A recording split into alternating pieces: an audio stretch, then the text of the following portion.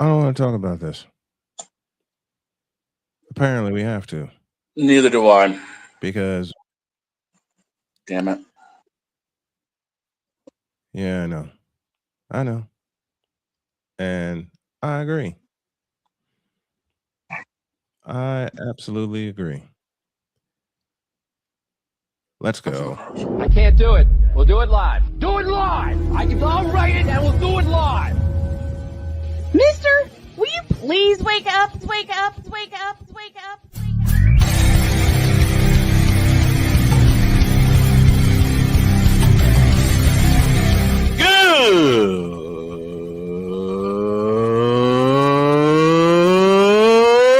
Good morning!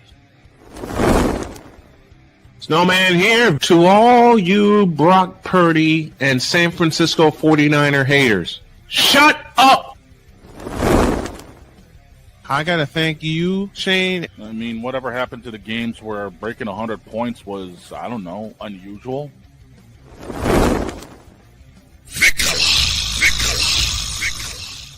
There was one word to sum up the All-Star weekend. Trays. Cause we take this job so serious. Splash Brothers, yes. Ray Allen, replace him with Steve Kerr. Reggie Miller, yeah.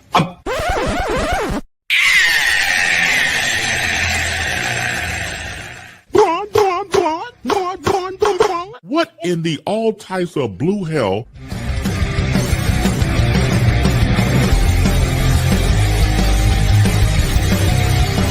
Let's get over.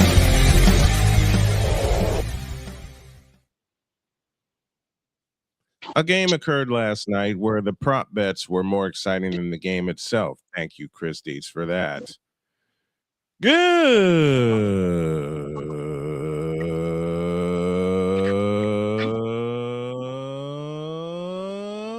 morning, and welcome to the Thank God It's Over Monday edition of Snowman in the Morning. Glad to have you all with us. And Sam Darnold is a Super Bowl champion. And unfortunately, for any of us that saw him early in his career, no one can take that away. First hour presented by Wanna Parlay, the world's richest parlay. Dietz, I'm just going to see the floor to you because by the time the first quarter was over, I was in bed. Seriously. Okay. Well, I said it in the chat, and I didn't get a response, but I'm going to use it anyway. I'm going to steal Victor's line. There was one word to describe Super Bowl 60. Trays. That's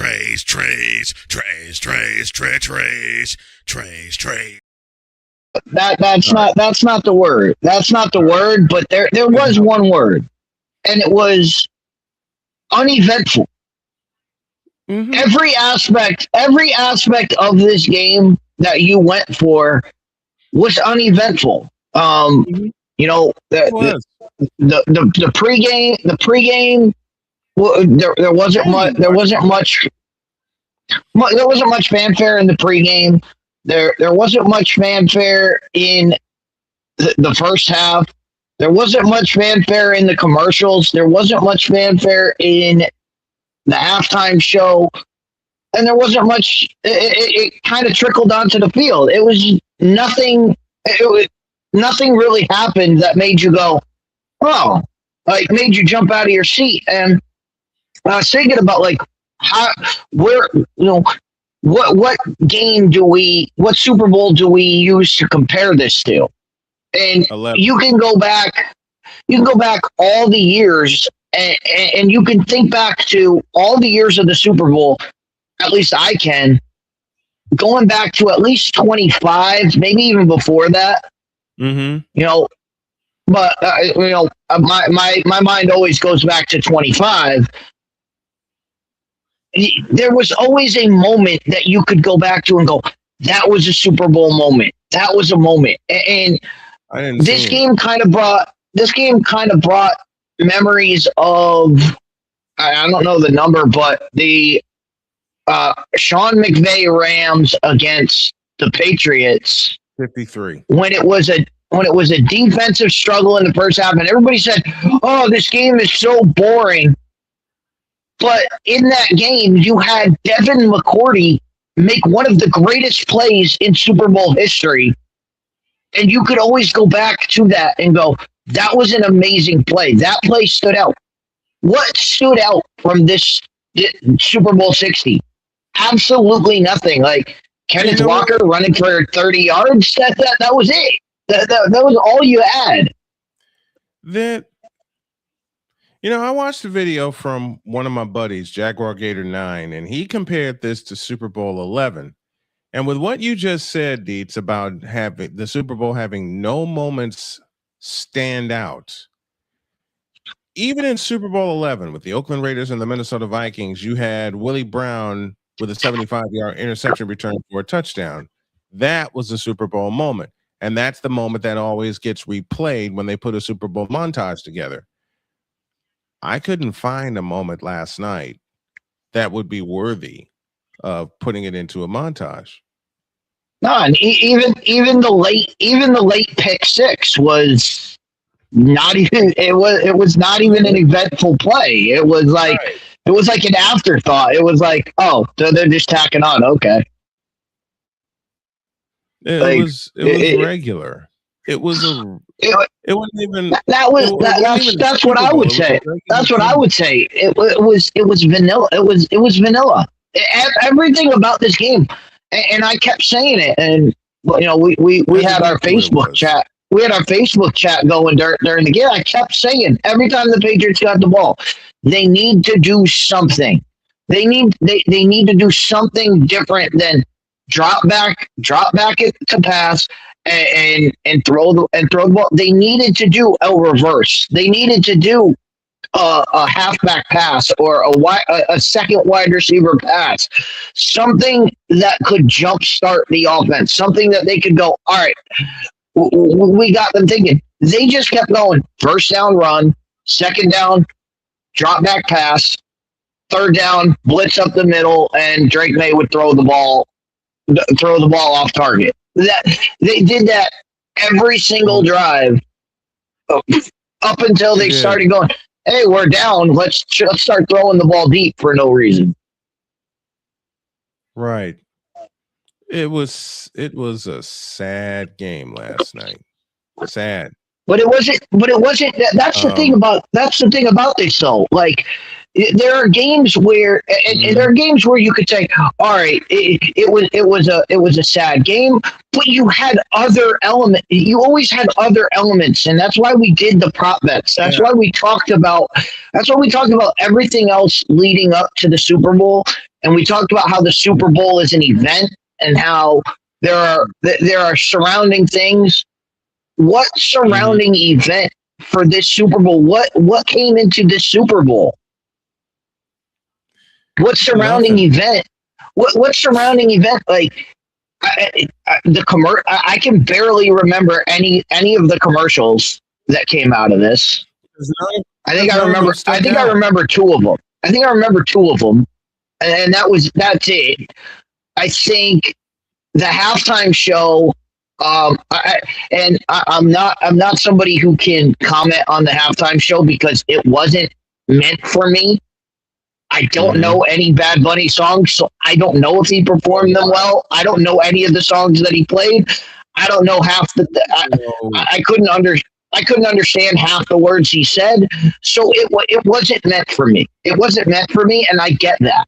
And I get that. So I'm like, okay, so I will cede the floor to anybody who knows of Bad Bunny, but as a performer, as somebody who doesn't know anything that's going on, nothing in that made me go, I really want to and I go back to, and I'm gonna date myself here, and I'm going to probably lose half the audience, but it's okay.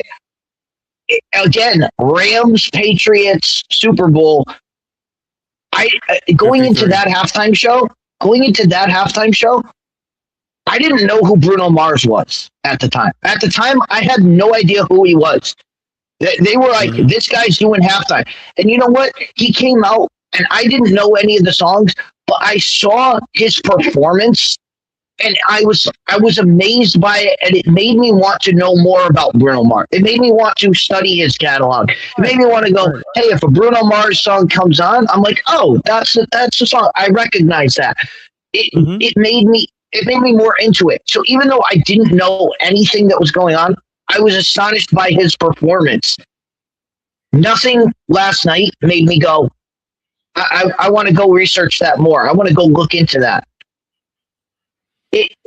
That was how the whole thing felt. That's how the whole night felt. The whole night felt uneventful, uninspired, and just it like I said, uneventful. Just nothing. It was like 3 hours of nothing happening.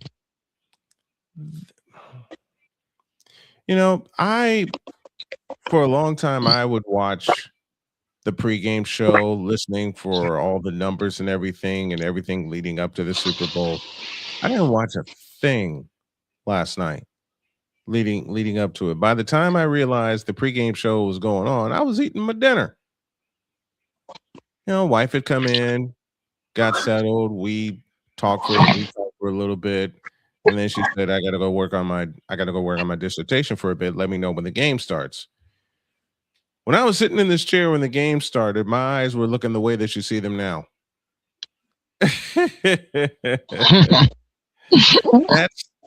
And Deets, you know me. If I'm tired when I'm doing a game call, I'm gonna stop it. And we can get into this later. This is when I knew that this game was, as I said, uneventful and uninspiring. Speaking of uneventful, just a moment, Deets. Just speaking of uneventful, you can't call this uneventful, can you? Oh, look at this! Look at this regal. This is the regalness here. This is more royal than whatever the hell went on last night in the Super Bowl in Santa Clara. Hi, everyone. A halftime show. Damien, listen. Give me this camera. Damien, listen to me. Listen to me carefully, okay? And I'm going to say it right here. The Super Bowl halftime show, as far as I'm concerned, was nothing. Matter of fact, I got a song for that. I played it earlier, but then Deets stopped me saying, no, that wasn't it. It is for this. Trays.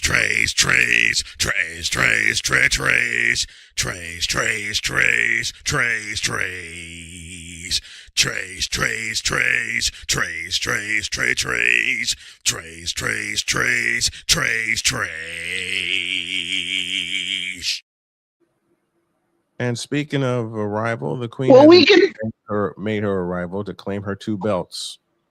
We could say that it's trash though. But like I said, I have no idea. I have no frame of reference to whether that was a good performance or whether that was Bad Bunny performing Bad Bunny. You know, but to the NFL. You know why I didn't watch the halftime show? It goes back to a question I asked when the announcement was made. Who the hell is Bad Bunny? Exactly. But as I said, I'm willing to give him a shot. But nothing he did inspired me. Nothing he did inspired me to say, hey, I want to go check that out. Everything that he did was kind of like, okay, is that? And I had to ask, is that on brand for him? But as things came in, I guess social media was blowing up because they had the most social media interaction during any Super Bowl. That notice came across. So again, I'm not going to sit here and say it didn't hit for me. But I wasn't the target audience. The target audience was how many clicks can we get on social media, and by that metric, maybe the halftime show hit. I have no idea. I think that seems to be the only thing in mind with the demographics, like the target audience these days. You just get the most interaction, the most engagement farming online. You're the winner. It's just all about that online engagement. Well, Damien says if you watch WWE, you would know. No, I watch WWE, and I know Bad Bunny. I know Bad Bunny from WWE, and he was ruining WWE until Travis Scott said, "Hold my beer," and decided to take that. So don't. Is it bad that I only know Bad Bunny from that one Saturday Night Live short that he did with Huntrix? That's more. It's not sad. Well, I mean, it's a bad thing, but you know more about Bad Bunny than I did before last night. I still have no idea who this guy is, but he has millions. He has millions and millions of followers, and that's what the NFL wanted. The NFL wanted to get followers. So, did it work?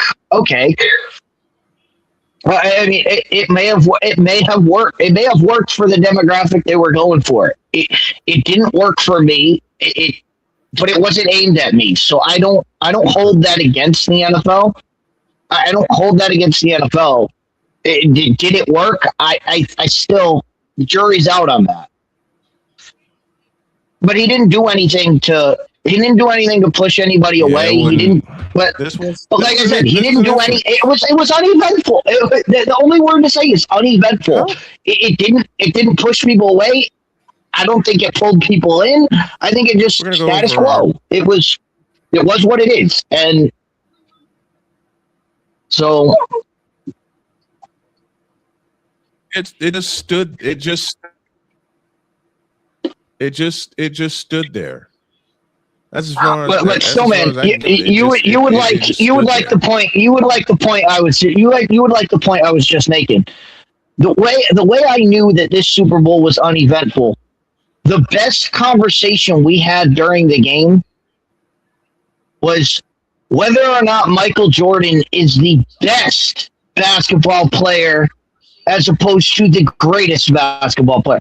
That was the best conversation. That was the best argument we had at the bar during the game. Nobody talked about the game. Nobody talked about what was happening on the screen.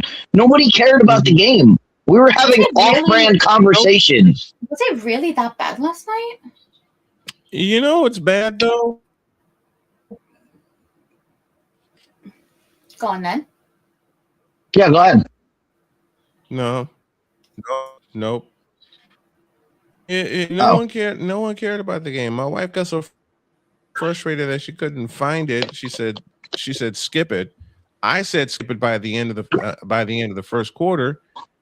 I had forgotten all the prop bets we made, and you Deets keeping track of all the prop bets. You know, with the national anthem go.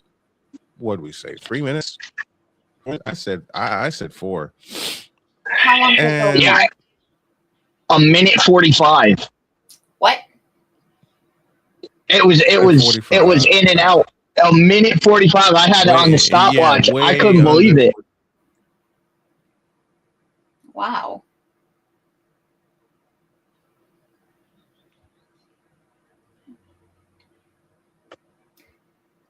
But it wasn't that the game. It's not hatred. It's disinterest. Because I am not familiar. Let's go back to the halftime show. I am not familiar with who Bad Bunny is. Squire of me. It didn't set anything in me to go look up stuff. It's disinterest. That's all. Yeah, there's no again. How can it be hating on somebody to say you? All I said was it wasn't for me. It didn't inspire. It didn't inspire me to go see Bad Bunny. It didn't make me want to go look up his catalog and see anything else. It was an uninspiring. It was an uninspiring show. I had no idea what was going on. It was basically him walking around. He was walking through. I guess they made like a mock, like I don't know, a mock neighborhood where he was just walking through. There was a bodega. There was some. There was some other stuff. There was some guys playing cards or something. Damien, you gotta understand. This is a personal opinion. Dress, please behave.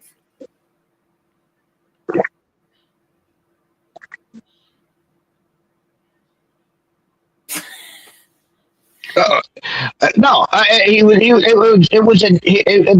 what it was. I'm just describing what it was and what it looked like to me. He just walked out, he did his thing, then he fell through the, like, I saw it when he fell through the top of the building he was standing on. I thought that was pretty cool, and that was going to be like an explosion into, like, he was going to dance and he was going to do something else.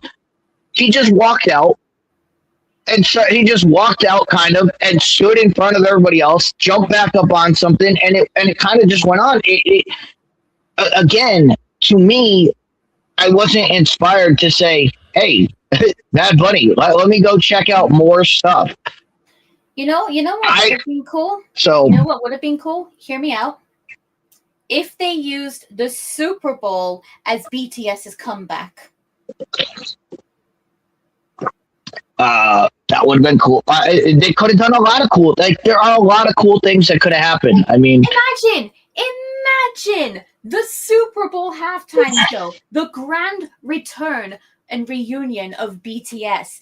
That would have been such an event. And I mean, what else? Damien says you don't, no, go ahead. Don't have to know who the artist is. Know the message that he was giving. The message he was giving is what matters. I didn't watch, so I don't know what the message was, what the message he was trying to convey was. If there was a message, there, I didn't get it. If there was a message there, I didn't get it either. So, if you got the message, awesome. Job done. Yeah, I did. I watched the entire thing. I missed little bits of it while I was grabbing some pasta from the all you can eat buffet. But if there was a message, I didn't get. It didn't hit me. Mm-hmm. So listen. I made the decision not to watch. And I will admit, because of recency bias, because I have not been entertained by a halftime show in a long time. I was looking at the entertainment factor of it, and I made the decision not to watch. Okay? I made that decision. If there was a message, and if you got the message, that's wonderful. Then the entertainment aspect did its job. And now Damien says the message was saying the world should have love and not hate. Man, that's a message that should have been conveyed a long time ago, well before this. That message has been going. That message has been going on since the 1970s, man. 1969, Woodstock, peace and love. Like what? So I mean, that's a message. That's a message that's been told since the beginning of time. Like also, yes, and unfortunately, there has been very little to keep it going, especially given the state of the world now. Also, just want to answer Jen, Vic's you wanted to question, add really. something too. Yeah, just wanted to answer Vic's question really quick. He asked who BTS is. Mm-hmm. So BTS is like the biggest boy group in the entire world. They're a 7-member K-pop boy group. You might know some of their songs. You might know Dynamite. You might know Dynamite, Butter, Permission to Dance. Mm-hmm. They're BTS songs. It was like their big international break, and that really made them skyrocket off. And then they had a couple years, and then they had a couple years break because of Korea's mandatory military service. Oh, yeah. I was just trying to think. I was trying to think of the one BTS song that I know, but it'll come to me probably when I'm asleep later. It'll come to me, but yeah, it's probably when the best Dynamite. things Everybody come to you when knows you're asleep. Dynamite.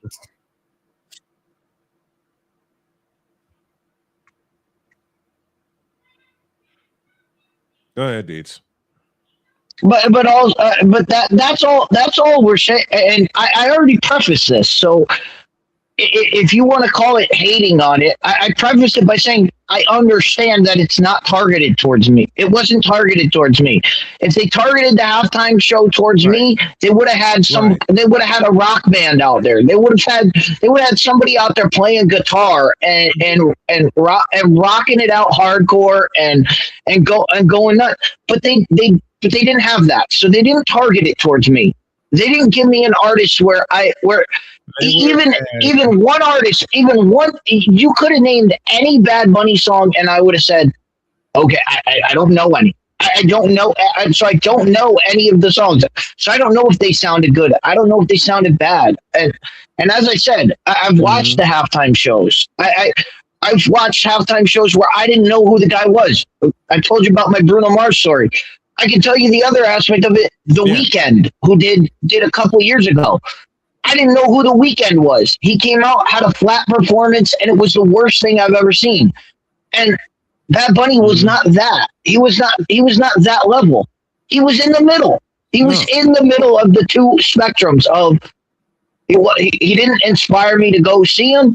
He did his job. He entertained his crowd. That's fine. It's done. But there's nothing to talk about. It was uneventful. There's nothing there to take apart. I mean, the biggest thing from the halftime show that got me was Ricky Martin was there, and half the bar didn't even know who he was. Half the bar I was with was like, who's that guy? And I looked up and I go, I was the only one in the bar that was like, isn't that Ricky Martin? And everybody was like, that is Ricky Martin. Holy crap. And we're like, okay, moving on. I like Damien's idea. Like, what about Lady Gaga? Lady Gaga was there. No, but like, what if they got her to perform instead? Like, come on. I'm sure everyone knows at least one Lady Gaga song. Oh yeah, everybody knows Lady Gaga songs, and that probably would have been a better show and I'm sure there would have been a performance and stuff. And again, they've done this. What Bad Bunny did last night, it's not like it hasn't been done before.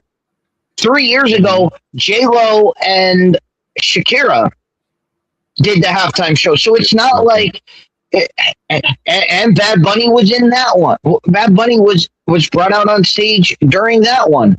So like, there have been shows before that have done the exact same thing he did last night. What his did not show, it didn't break the show. It didn't make you go, holy, I want to see more of this. It made you go, okay, that was a concert. It was good. It was good. It was fine. Now let's get back to football. And if that was your goal, if your goal was to do nothing, he accomplished the goal. Dr. Dre. Victor's comment reads: the problem is the halftime show. The halftime show is less about the music and entertainment and more about the political grandstand. Ain't that the truth? That's why I love the halftime show at SoFi. I believe it was a show of California love. True, very true. There wasn't no political. And if there was political grandstanding last night, I didn't notice it. I didn't care. It did not affect. I'm sure you're going to see people going. I'm sure you're going to see people on the right attacking it for being all in Spanish and being And I'm sure you're gonna get that crowd. I'm sure you're gonna get people on the left. I'm sure they're gonna be pumped up about see what he did for immigrants, and they're gonna push those agendas. As somebody who does not care about doesn't care about right, doesn't care about left, I want to come straight down the middle. It didn't. I didn't feel any way. I felt meh. I felt okay. Yeah. I felt that way. It did not. And all I said was it did not do. It was uneventful. There's nothing I can point back to and say that was the marquee moment of the performance. I don't have that moment. The same thing about the game. The game on the field. There's no moment in the game where I can go, that was a Super Bowl moment. There wasn't one. I didn't find. I can't find a marquee commercial,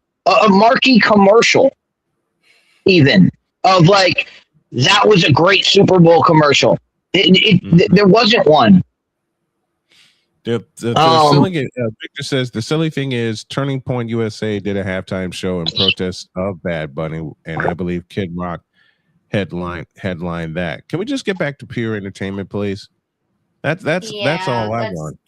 Let's just get back. I want to get back to good entertainment. Like I don't know. Good entertainment, like I don't know, a certain person's 3D concert. I mean, the NFL had it. They had it. They had it right there. They had it right there in front of them.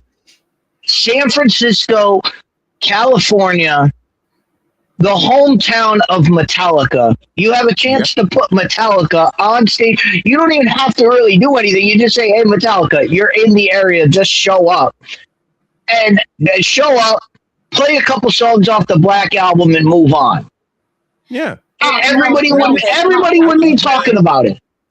That was the band Ryan suggested when I had him on for Coffee with McCarthy. You had Metallica sitting right there. You had a legendary band right there with songs that people recognize, with songs that people know. You could have threw in their hometown. You know what? You could have had Metallica on. You could have had them sing Master of Puppets, just so people could have shouted out, "Obey your." Yes. Oh, you could.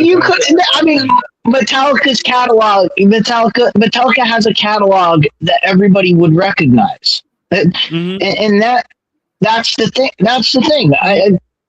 So we're sitting here talking about, it was more about the message. If it was about the message, I didn't get a message. I didn't care. I didn't care. I wanted to see something good. I wanted to see a good performance. I wanted to see dancers doing crazy things. Like again, Shakira and J-Lo. I'm not a fan of I'm not a fan of their music. But you know what?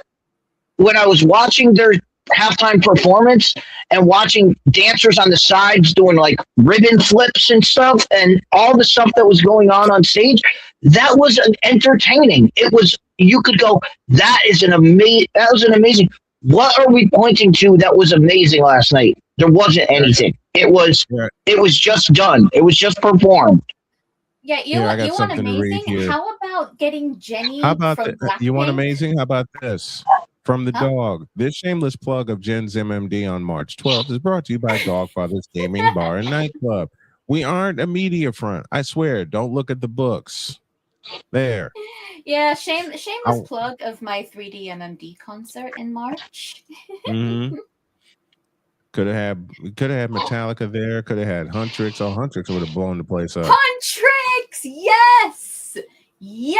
And we had twice as many viewers. We could have had them do Golden. Heck, you could have even let them do I don't know how it's done, what it sounds like. They're itching to do those songs. But just to play devil's advocate to Huntrix being involved, when did Huntrix hit it big? When K-pop Demon Hunters came out. Golden is right, now double platinum. When was that? Was that That was kind of late last year, or at least mid last year, right? June. It was in June 2020. In June. But the song is still popular and still charting to this day. K-pop Demon Hunters is still in the top 10 movies in Netflix. But that's why. But Jen, that's why this didn't. That's why the NFL didn't pick it. The NFL is right now putting together the show for next year. What I'm saying is they didn't. Huntrix didn't hit it big till June. They had already announced Bad Bunny. They had already announced Bad Bunny would be doing it. They announced that in like April or May. Yeah, but what good is it gonna be next year when they perform? But that's how these things work. These things work. These things don't work on. All right, what's popular now? It's what was popular a year ago, because that's what they're thinking. They're thinking, what are we doing for next year? What are we doing for next year? They're going to announce it probably before the draft, which is in April. They're going to announce who's there. Show is going to keep working if they keep planning it a year in advance, because by the time next year comes, that thing's probably going to be outdated, no longer trending. Oh, because of the logistics of having to put together that kind of event. I understand. It takes time to coordinate all that stuff. You can't ask. And of course, this is the NFL. The NFL has NFL things going on as well. They're not. The halftime show is like 18th on the list of 18th on the list of things. They got schedule making to do. They got draft prep. They got the combine. They've got all the things that they have to do to get ready for the actual football season. Yeah. So they try to get the halftime show out of the way early. Like, all right, here's who's going to be there. You're going to be there. Start putting your show together. And they had people that said, "Oh, he just came up with this on a whim." And Bad Bunny was planning this for at least a year. At least a year out, he had what he was going to do out there. So, I mean, but that's why you wouldn't have seen a thing like Huntrix, because they didn't hit it until June, and that's not enough time to get everything ready. To be honest, I would have rather seen Green Day do the half. I would have rather seen Green Day do the halftime show. Wasn't Green Day scheduled to do the halftime show anyway? They did the pregame. They did the pregame. Oh. They did a pregame concert. They did a full concert. I mean, but again, they just couldn't help them. And we talked about it in the Facebook chat, so that's why I bring it up. But they couldn't help them. They couldn't help themselves. Of course, they end the show with "American Idiot." I mean, they just couldn't help themselves. Did they change the lyric? Nope, they did not change the lyrics at all. No! They actually got censored. They actually had a moment where it got censored. They definitely took a shot. They definitely took a shot at Trump, which got censored because the music, everything stopped, but the fans popped off. So you knew something happened. But I would have told them, hey, don't do that song. Just do When I Come Around and do some of your stuff. Just don't play that song. Not in the climate we're in right now. Just leave it alone. It's going to trigger. It's one of the songs. Of course, they're going. But it's going to trigger people. You have other songs you can do. Just leave that one out. Leave that one out for right now, because it's just going to cause a headache that you don't want. We don't want this in our pregame. We don't want the headache of it. We want the pregame to be about what we set up in the pregame, which was all the Super Bowl greats that came out, and we want that to be our thing. Please leave. I would have told them, please leave that song out. But of course, they ended the show with it. So it is what it is. But back to the game. At least Joe Montana was there. That's about the only thing I watched, honestly. Let me read some comments here. Damien says, question, was Michael Jackson halftime show better because he was doing the same thing that Bad Bunny was doing and everyone got his message? Michael Jackson was entertaining the folks in Pasadena, California. Michael Jackson's also the greatest entertainer of all time.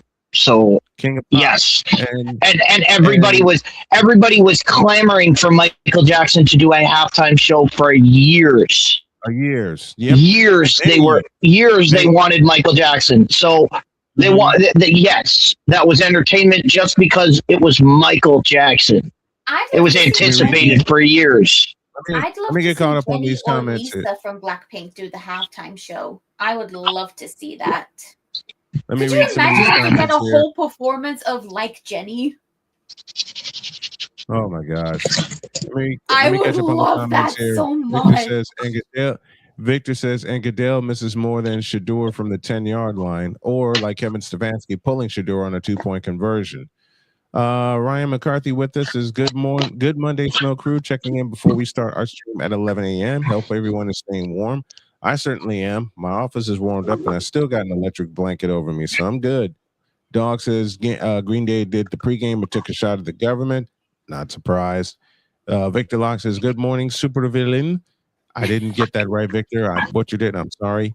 And McCarthy says, tell Green Day not to take it to politics. Good luck. They sold out years ago. Victor Locke says, it's going to divide people again. McCarthy says, Michael Jordan's halftime show was the greatest Super Bowl halftime show ever. Close second, Bruno Mars. I'll agree with that. You know what? I'll have a tie for second between Bruno Mars and Prince when he was in Miami. Prince, I was gonna say Prince has to be up there. I mean, for me personally, and for me personally, and again, I was 13. No, I was probably 16, 17 years old at the time. Are you dating yourself again? Probably. But Janet Jackson, Justin Timberlake, as a 17-year-old male, that is the greatest moment in television of all time. Okay? All-time greatest moment in television. The malfunction lives forever. Victor Locke says, Bad Bunny is nowhere near the caliber of Michael Jackson. That I'll agree with, and I don't even know his catalog, and I don't want to know. It was McCarthy says it was -9 degrees when I left my house to get blood work this morning. Thankfully, this cold snap will end soon. It's ending here pretty soon. Okay, Big Dog goes out. MJ, Bruno, Avengers, in SoFi, Prince, my top 4. Hear me out. I can live with that. Hear me out. You know who else could have been better than Bad Bunny? I want you guys to stick with me on this. I want you guys to hear me out. I know it's never going to happen, but Hololive English. I was thinking of that too. The only thing is they have to do it in Los Angeles because of their tie to the They've done concerts in New York before. Look where the Super Bowl is next year. In Los Angeles. That's why I mentioned it. SoFi Stadium. In Los Angeles. SoFi Stadium. Let's take a break. I think Hololive English together. Jen, I think that would be something that if they had an artist headlining who could incorporate them into the performance, I think that would be something big, because I think in our circle or people who know of Hololive, I think yes, that would hit big. But as far thinking of somebody who doesn't even know what they are, they would be like, what the hell is this? That would be the reaction of somebody who doesn't know what's going on. They would be like, what the hell am I watching? How do you think baseball fans felt when they had a Hololive night with the Dodgers? Just a moment. Let me jump in with a break. Going to take a quick break. Pizzle's standing by. We will get to the football of everything. And I will ask this question. What will your team need to do to make it to SoFi Stadium next year? Congrats to the Seahawks. They're the Super Bowl champs. And I think they're going to be around for a long time, as long as they keep building it correctly. As Victor said earlier in the show, the Purgatory has now become Title Town. Oh, there's a question we can lead into the break with. Which team is the new Purgatory? I think we all have a few answers. Snowman in the morning, back in the deuce.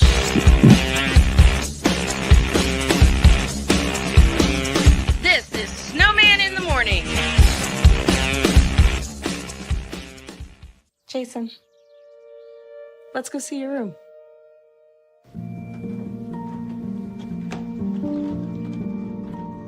What do you think? We kept it a little spare so you can decorate it how you like.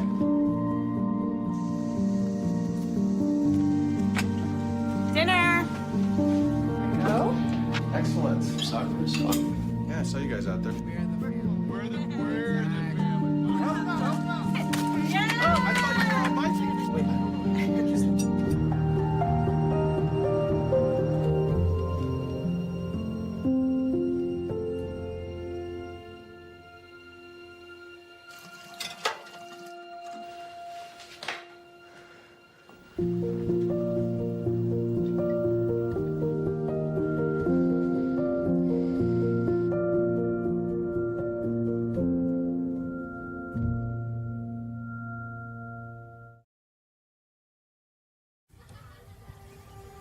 Owen, let's talk for a second. Hi, Ellen. Come on in. When you came into my life, it was a whirlwind. I just can't do it. It'll come to you. It won't. We had a lot to learn about each other. A lot. Hey, looks good. Things were changing so quickly. We didn't know what the future would hold. Any of us. I just wish you felt more at home now. But we knew you would always be a part of it. Adopting you was the best decision in our life. And I'm so proud to call you my son.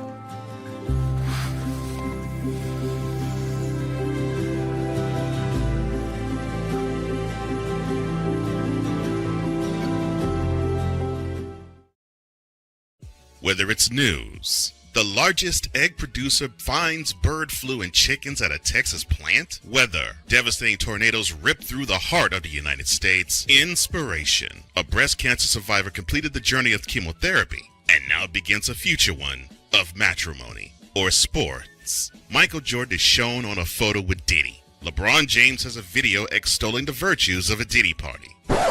This has been yet another beating a dead horse presentation. We got you covered. BS3 Network, in association with Comey Media Incorporated, proudly present The Morning Shift with Cole Johnson. Live every weekday at 8 a.m. Eastern, 7 a.m. Central.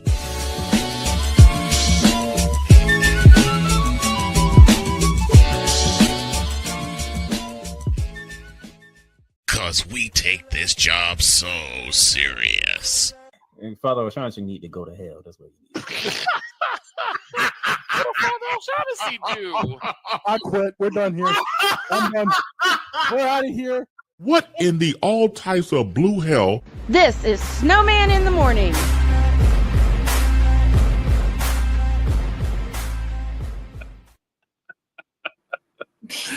I'm sorry, Don. Couldn't resist that one. 10 minutes before the hour and someone's waiting for us. Push the button.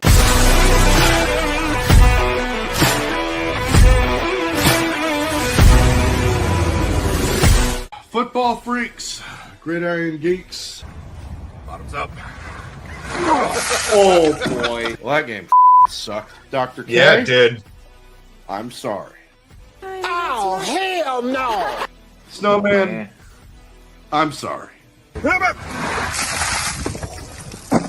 that game sucked. Yeah, it did. Oh, Now get out my face, you thirsty bitches.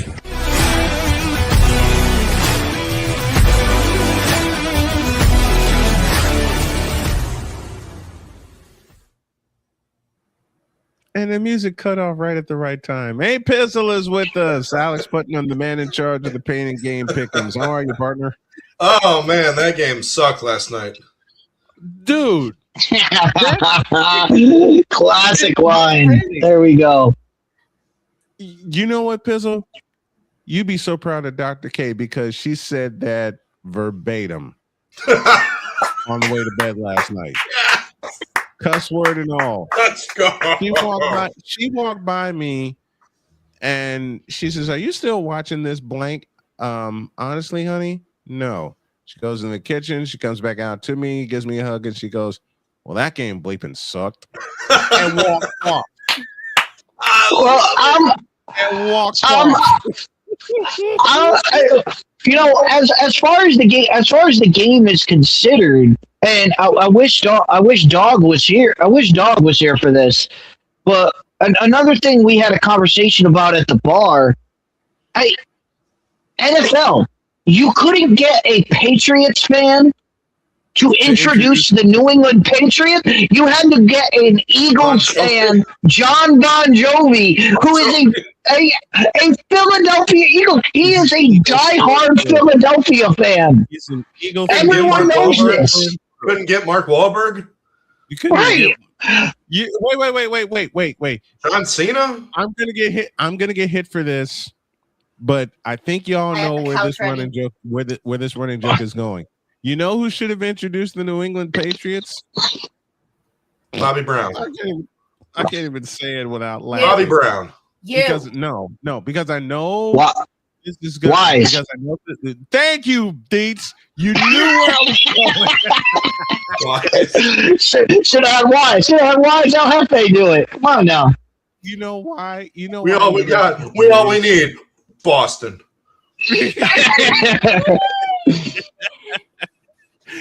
But that was the first thing. The first thing that comes up. They're like, and now to introduce the Patriots, John Bon Jovi. And I said it out loud at the bar. Isn't he an Eagles fan? And everyone looked at me. Everyone looked at me like, is he? And I had one person who was like, yeah, he is. And I was like, he owned the Philadelphia Soul. There's a reason why his football team he owned was in Philadelphia. It was because he's an Eagles fan. He's been an Eagles fan his whole life. You got it right with The Rock introducing the teams in Miami. Hello, he is Miami Hurricane. So he introduced both teams there. You know what you need to do? And I know we'll get to what your team needs to do to get to the Super Bowl in a moment. But you know what they need to do? They need to bring one of my dearest friends, Paul Olden, back to the microphone and introduce the starting offense or the starting defense. You know what you could have done? You could have even had Snowman himself introducing them. He's completely unbiased. He could have introduced both teams for you. I wouldn't have been able to do it. Not with last night's game. Even being You could have given a shout out to the San Francisco play-by-play people and had the San Francisco play-by-play voices do the intros for both teams. That way it's unbiased. You could have had them introduce, and you're giving love to the city that you're in, the stadium you're in, and not just the teams that are there. You're giving love to the place you are. And that's a great suggestion because Greg Papa beat cancer also. Yes, he did. Yeah, and Greg Papa is a known voice. It is a known voice. It's a known voice in the Bay Area because for 18 years he was the voice of the Raiders when they were in Oakland. Mm-hmm. And now he's a known voice globally. He's done work for Westward One as far as that's hosting games for the NFL on Westward One. So everyone who's listened to a game would know who that is. And like I said, just give love to the city you're in. Give love to the place you are. It only makes sense. Now I don't know if Chris Pratt is a Seattle fan, but he did a good job introducing. I just know that John Bon Jovi is an Eagles fan, so that made no sense. Yeah, John Bon Jovi introducing the Patriots. How wrong? How wrong is that? I don't know. We're coming up on the top of the hour. You know the greatest piece of homage I saw last night? They had the greatest quarterback of all time do the coin toss. Yes. I was good. And everybody else is in a suit. And everybody else is in a suit. And Joe Montana, Joe Cool is just out there black t-shirt, and just like he rolled out and was like, "I'm coming, get out of the way." Wait a minute. I was gonna make a Caleb Williams joke, but okay.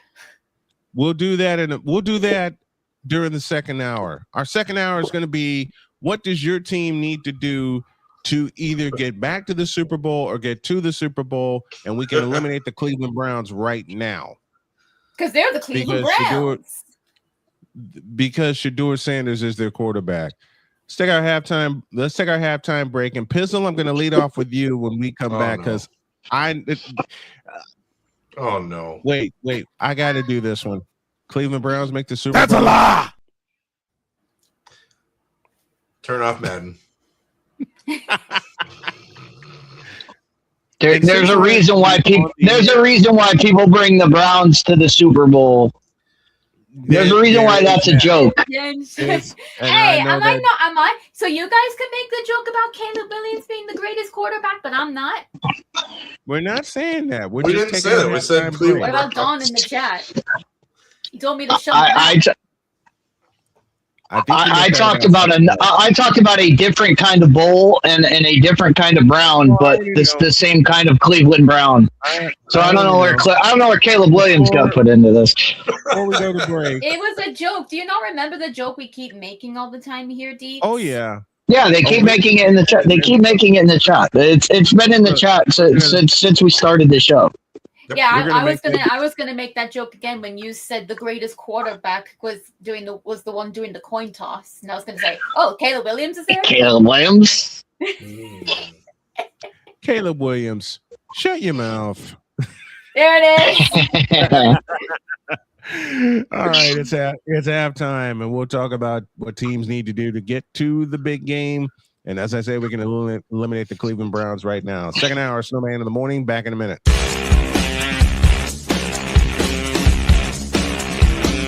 This is Snowman in the morning. Whether it's news, the largest egg producer finds bird flu in chickens at a Texas plant, weather, devastating tornadoes rip through the heart of the United States, inspiration, a breast cancer survivor completed the journey of chemotherapy and now begins a future one of matrimony or sports. Michael Jordan is shown on a photo with Diddy. LeBron James has a video extolling the virtues of a Diddy party. This has been yet another beating a dead horse presentation. We got you covered. BS3 Network, in association with Comey Media Incorporated, proudly present The Morning Shift with Cole Johnson. Live every weekday at 8 a.m. Eastern, 7 a.m. Central.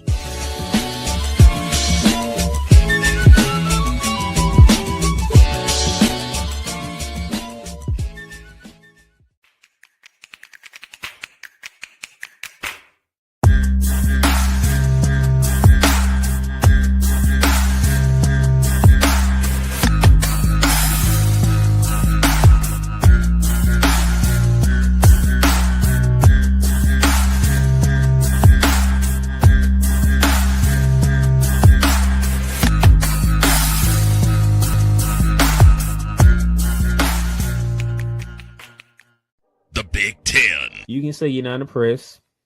You can say you're not happy.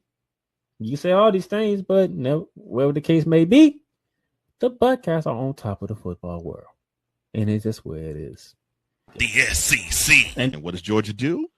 Well, as a team that has a championship pedigree would do, they came out full guns blazing, just like a tested SEC team would do. And Big 12. That team right there that is ranked 15 that put up 45 points. Yes, sir. They were picked dead last at the beginning of the season. The ACC. Start with the biggest name first. Chapel Bill now. It's no longer called Chapel Hill. It's called Chapel Bill because Bill Belichick is now the head coach of the North Carolina Tar Heels. The CLP rankings, do away with that. Right. Do away with it. Bring down the gridiron. on the Playmakers Blog Network YouTube channel, and where you can find podcasts. Cause we take this job so serious. Nacho fry. Would you like a nacho fry? Would you like a nacho fry? What in the all types of blue hell? This is Snowman in the morning.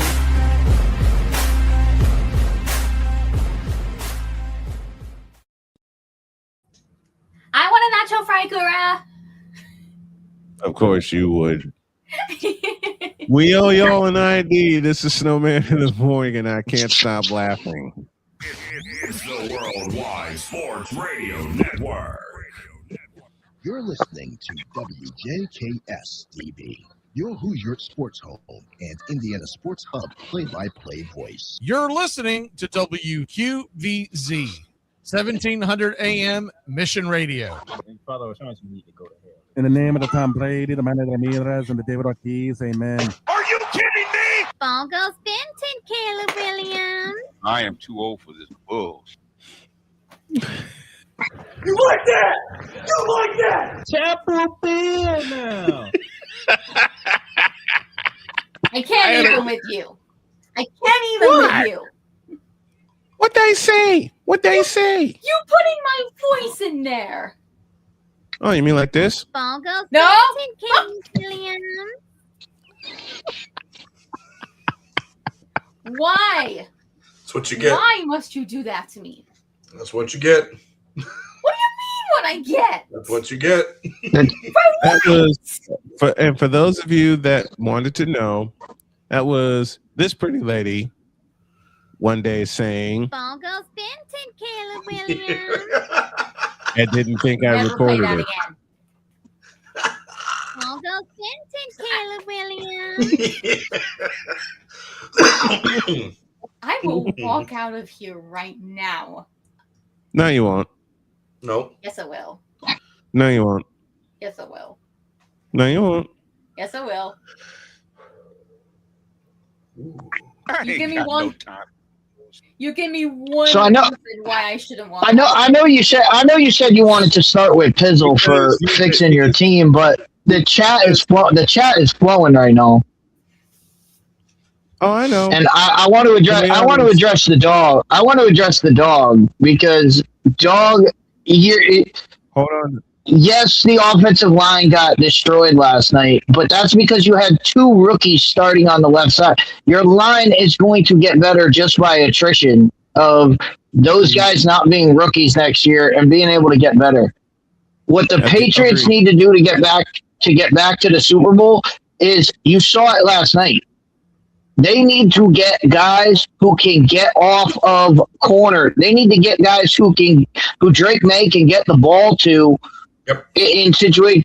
Stephon Diggs, as great as Stephon Diggs is, he is not going to get off press coverage at his age and at the age he is and the development he is in the NFL. That's not his guy. That's not his way.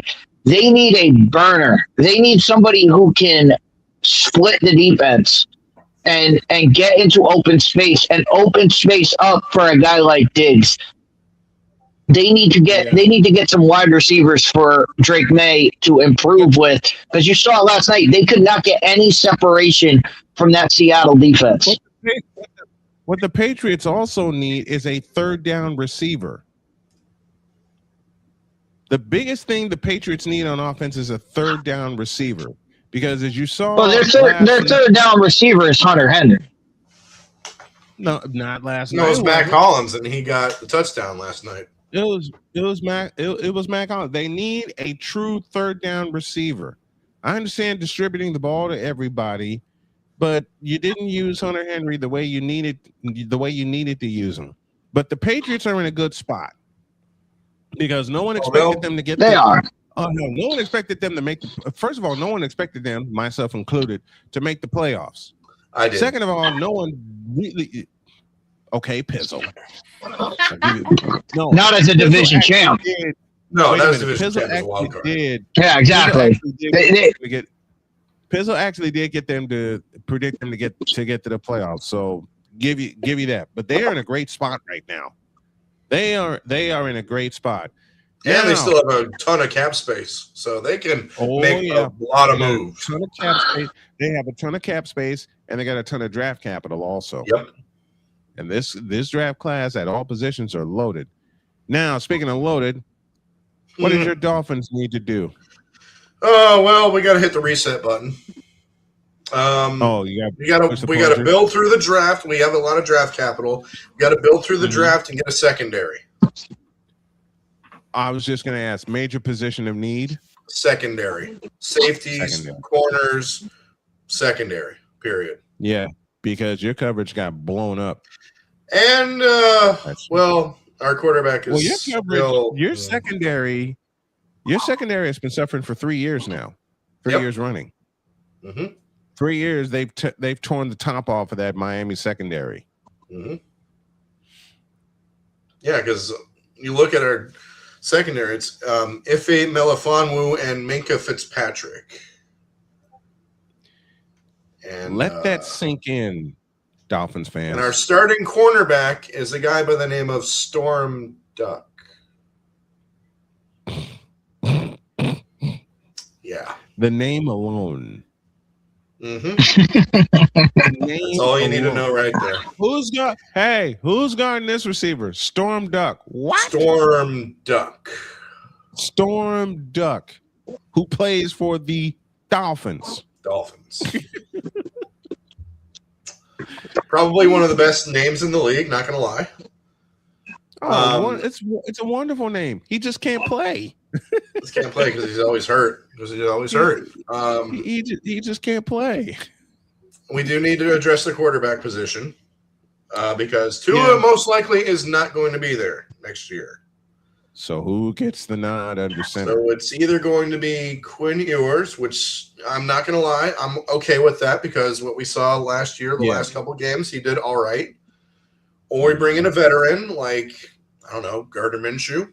I wouldn't mind that. Malik Willis, because he knows Jeff Hafley. He knows John Eric Sullivan from the Packers. We could bring him down. We'll see. We're good at running back. We're good at receiver. Maybe right tackle because Austin Jackson is probably going to be gone as well. We're pretty good on the defensive line. Linebackers were all right. But we just need a few more pieces. Just a few more pieces. We should be back to where we need to be. You're probably going to need another number 2 receiver because we know Tyreek Hill.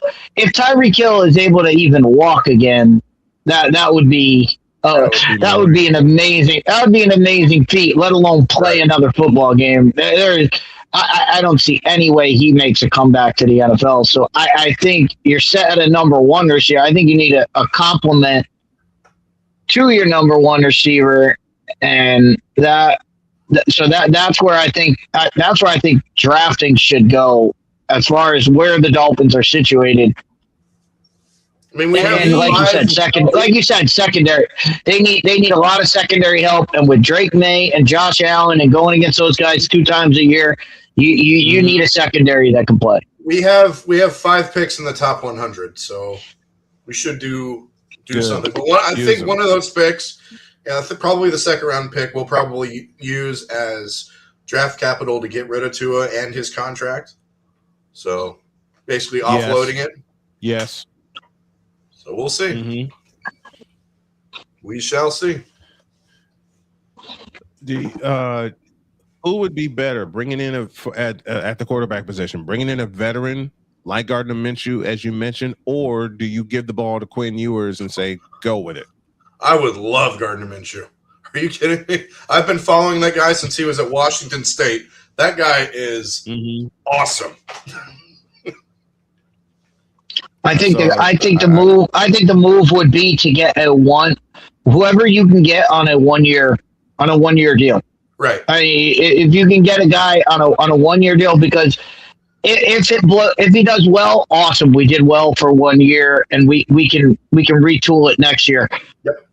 But if it goes bad, you're only stuck with him for 1 year, and next year's quarterback class is loaded, so you can bring in you're in the Arch Manning sweepstakes. You have Julian Sayin coming out. You have Dante Moore. You have all of so many quarterbacks. Josh Hoover at Indiana. You have so many quarterbacks in next year's class that you can, for a 1 year deal, that you bring in whoever you can for 1 year. Right. Exactly. Just like 7 years ago when we had Ryan Fitzpatrick, we had him for that 1 year, and we went 5-11. Got Tua. Should have probably gotten Herbert instead. Looking back, but I agree with it's probably gonna be like one of those seasons. Just sit back and enjoy the ride for what it is, because the light will be at the end of the tunnel come 2027. All right. The chat has been flying. I saw Victor Lock, Kurt 2 Chainz cousin. No, just no. Just no. If you can get Atlanta to eat most of that contract and bring Kirk Cousins in for 1 year, that's not a terrible situation. That's not a terrible move. The only thing is you don't bring him in for his whole contract. If you can get the Falcons to eat that, contract, and you take him at a percentage of that contract, absolutely, you would. Kirk Cousins is an upgrade from anybody else that's out on the market right now. True. Victor says the problem is the albatross is that contract is absolutely insane. Initially, and they paid. And I asked Pizzle this once before, and they paid him for what? 3 concussions in 14. They 3 concussions in 14 months, or in 14 games rather. They paid him for that. Yep, we did it. All right, I will go next. I will go next. The first thing my 49ers need to do is to get healthy, because we lost a ton of pieces. Salute. Bless you. Sorry. It's all right. We're looking at 7 total picks, but none in like the 6th or the 7th round because we traded those away. Where the 49ers need to hit, you got 3 picks, including 2 comps in round 4. That is where you start finding your gems in round 4, and then we got a complimentary pick in round 5. Yeah, with the 49ers, what we need is a new training staff. Oh, that works. What we need is a new training staff, and this is me talking about my own team, because the last 4 years. Well, let me take it back for a minute. And ICU, hey, it's always been health issues in the Kyle Shanahan era. It's always been health issues in the Kyle Shanahan era. But for them to go 12-5 and be on the cusp of the NFC West title and lose to the eventual Super Bowl champions, I'll take a season like that, even with all the injuries. The problem? Don't know when Nick Bosa is going to be back. Don't know when Fred Warner is going to be back. Definitely do not plan to see George Kittle this year because of a torn ACL when he tore it, and that was in the playoffs against Philadelphia. Right. And that's a year-long recovery process. At least. So unless a miracle happens, and it is George the Animal Kittle, I don't think we'll see Kittle this year. McCaffrey got through a full season unscathed. Now, take 2 weeks off in an ice bath, Christian McCaffrey. Rest your body, and then you can get ready for off-season workouts. The other problem that we need to fix, and we need to fix it desperately, is our offensive line. We got to get big. Save Trent. Well, these are on the 49ers offensive line. They're good, but they need a better offensive line coach. There, how's that? And they need a better scheme. But this is Kyle Shanahan we're talking about. You got to protect your quarterback. I always harp on the offensive line when it comes to different teams, and I would do the same with my 49ers. You gotta get better on the offensive line. And the other thing that the 49ers need desperately is some depth. because they had none of it later in the season, especially when everybody wound up in the ICU or the hospital ward at Levi's Stadium. Biggest thing Niners need to fix, they need to get some depth, especially when your main pieces go down, because as it was exposed late in the season, even with the win in Philadelphia, we had nothing behind our starters. Nothing. And for us to pull out a win in Philadelphia, I'll take that. Nuth and Ing, exactly. We had that's a problem. That's a problem. That's the problem with the 49ers right now. Is how do you get depth? How do you get depth? Well, you get depth by bringing players in. They can't bring anybody in because they have Kittle on contract. They have Christian McCaffrey on contract. They have Brock Purdy signed now to a big contract. So your options. Fred Warner, Bosa is on a big contract. All your guys are on big contracts. All those guys on big contracts, you now can't bring in top level backup guys. You need to hope that your 4th and 5th round picks, which are crapshoots anyway, you have to hope you hit gems at that. Well, there's 50 at that spot. There's 40 to 50 million.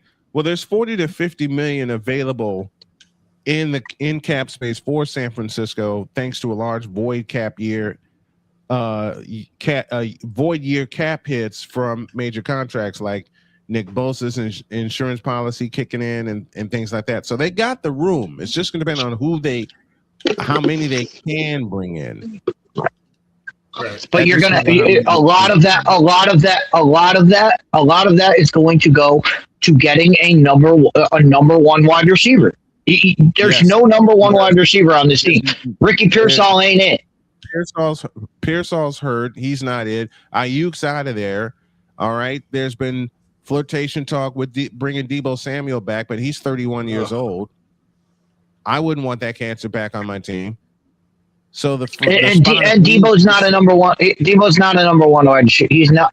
He's a great player, but he is not a number one wide receiver at his size. At his size, he's not a guy you can line up wide and say, "Hey, go beat the other corner." He is a guy that has to line up in the slot. You have to motion him. You have to use him in other ways. He's not a number one guy. So the receiving room needs to be blown up and rebuilt. And hell no, we don't want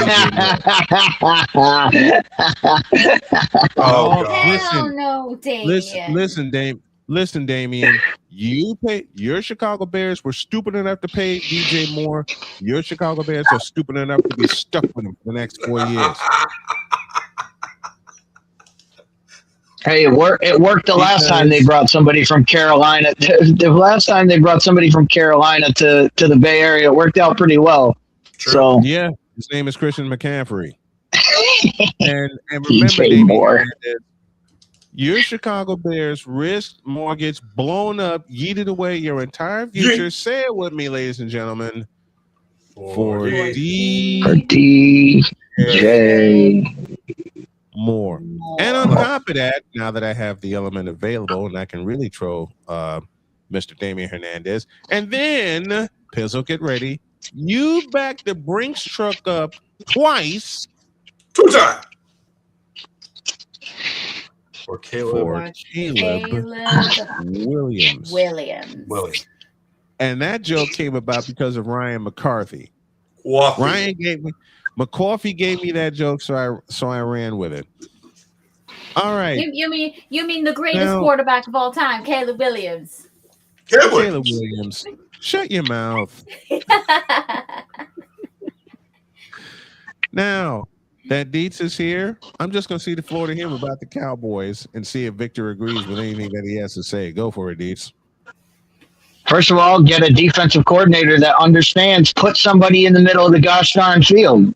That's the first thing. Second thing is get bodies in there who can actually be in the middle of the field. So meaning we need a lot of linebacker help. You go back to Cowboys teams that were promising. You look at who they had in the middle: Dexter Coakley, Sean Lee, and Paul Puzlesny. You had a lot of these. You had a lot of guys in the middle of the field who could delegate what to do on the defense. So get a guy in there who can play middle linebacker. Get some. You traded away your edge pass rusher, so you need edge pass rushing. But overall, what they need is secondary. They need secondary help. And look, I love Travion Diggs, but you need somebody else. Travion Diggs is great in man coverage, but you need somebody else who can help cover because he can't cover zones. He's not a zone player. He can't do it. So you got to man up with him. And if you're going to go man coverage, you got to get pressure on the quarterback. So you need edge pass rusher and safety help. That's what the Cowboys need. Running back, I know what everybody's going to say. They need a running back. Jadon Blue looked pretty good. They brought him in to do something, and they never used him till the last game of the season. So I don't know what he is yet. So he could be a good fit. But the things I would look for: middle linebacker, pass rush, and secondary. Fix the defense. The offense is going to be the offense. They already franchised Pickens, so your receiver core is set. Just go after defense. All defense. Defense wins championships. Saw it last night. I can dig that. Defense wins championship. Just ask the Seattle Seahawks. Saw it last night. Victor says Cowboys have to either have to donate all their earnings to Jesus or send that escapee Gerald back to Hades to get back to the Super Bowl. This is our comment of the day, right? Gerald. Thank you. Calling Mr. Coinbase. I love it. I just don't think. I think Jerry. I might be sympathetic to Jerry. I don't know. Might just be a homer here. I don't think Jerry is. But Jerry hasn't been the problem. Jerry has not been a problem for the last 3 years, other than bringing in coaches who have no idea what they're doing. Other than that, but you can only roll with who you got. But I mean, the minute we go back to week 2, this was week 3. Week 3 was when I called the Packers-Cowboys game, and they didn't have a guy in the middle of they didn't have a player in the middle of the field. Any coach should have noticed that. Any coach should have noticed. I noticed it from the beginning of the game until I went on that rant. And what happened? They put a guy in the middle of the field, and they started to make plays, and it started to help them.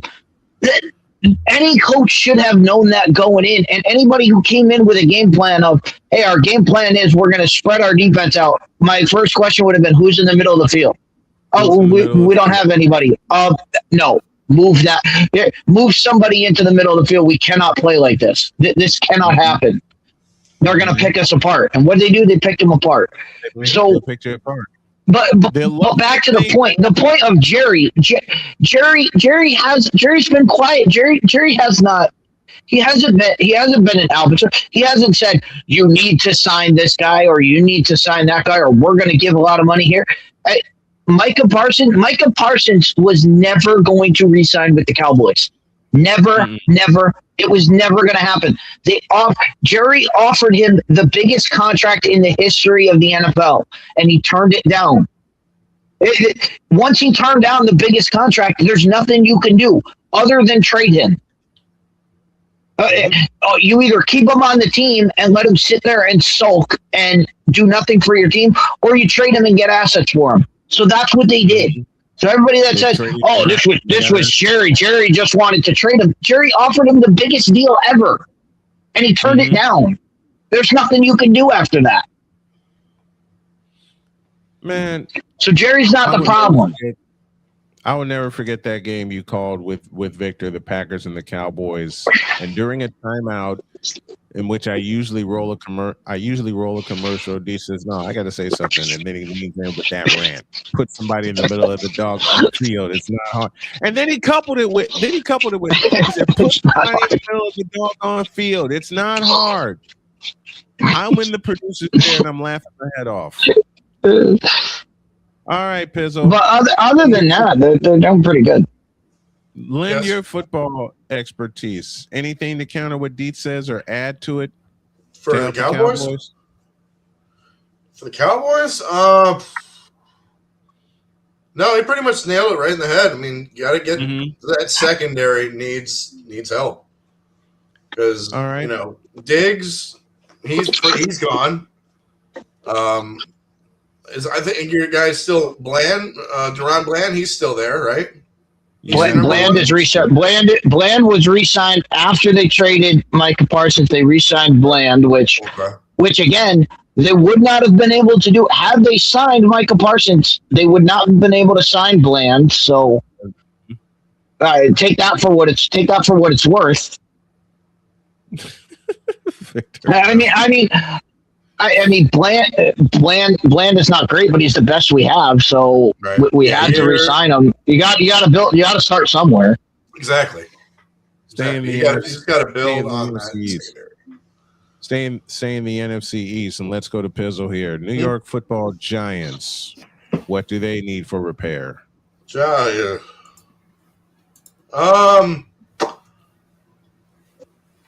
Where do we start?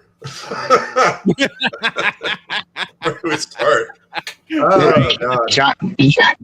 Giants need what they need. What everybody needs: defensive backs. Maybe they have no defense. They have no defensive backs. What about a wide receiver too to pair him with Malik Neighbors? Give Drake Mayo a new toy. Exactly, more weapons for Jackson Dart. Well, it depends on what they do with. Like we saw what happened when Malik Neighbors was there. Waylon Robinson was a great number two. He was a great number two. He's a great compliment. Once Neighbors went down and they needed Robinson to be, you saw Robinson's not a number one. Right. So you can make do with Robinson if Neighbors is there and Neighbors is able to get back to what he was. I think specialty wise, the Giants are all set. The Giants are set at wide receiver. They're set at running back. They're set at quarterback. The offensive line they need a lot of offensive line help. Offensive line would be huge because you got to keep Jackson Dart upright. Got to keep him healthy. But in that division, and in that conference, you need guys who can cover. You need coverage guys. The Giants have a great defensive line. They have spent a lot of top picks on defensive linemen, whether it's Kayvon Thibodeau, Abdul Carter, Dexter Jackson, or the guy in the middle, the Clemson guy in the middle. They've got a great defensive line. Their defensive line is set. Their secondary is awful. Just watch the Cowboys the Cowboys game that went to overtime, and they got shredded.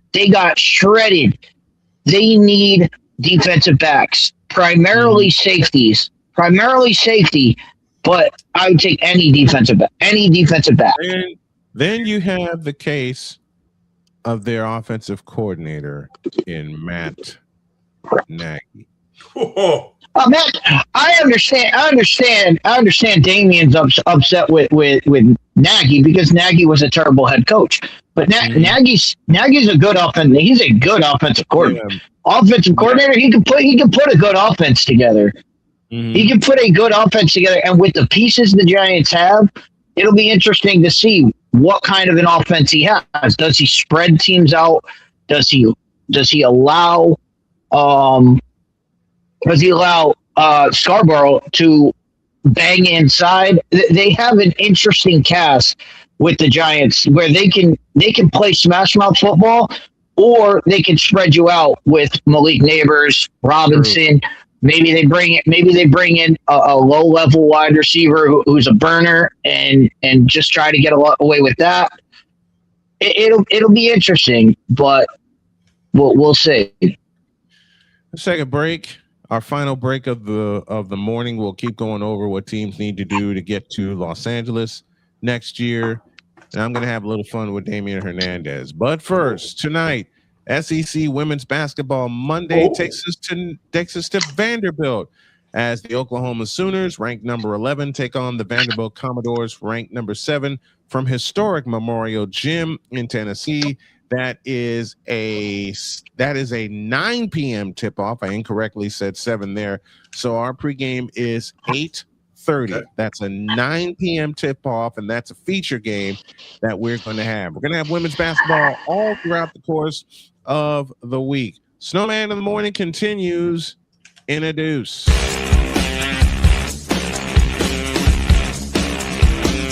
This is Snowman in the Morning. Whether it's news, the largest egg producer finds bird flu in chickens at a Texas plant, weather, devastating tornadoes rip through the heart of the United States, inspiration, a breast cancer survivor completed the journey of chemotherapy and now begins a future one of matrimony or sports. Michael Jordan is shown on a photo with Diddy. LeBron James has a video extolling the virtues of a Diddy party. This has been yet another beating a dead horse presentation. We got you covered. BS3 Network, in association with Comey Media Incorporated, proudly present The Morning Shift with Cole Johnson. Live every weekday at 8 a.m. Eastern, 7 a.m. Central.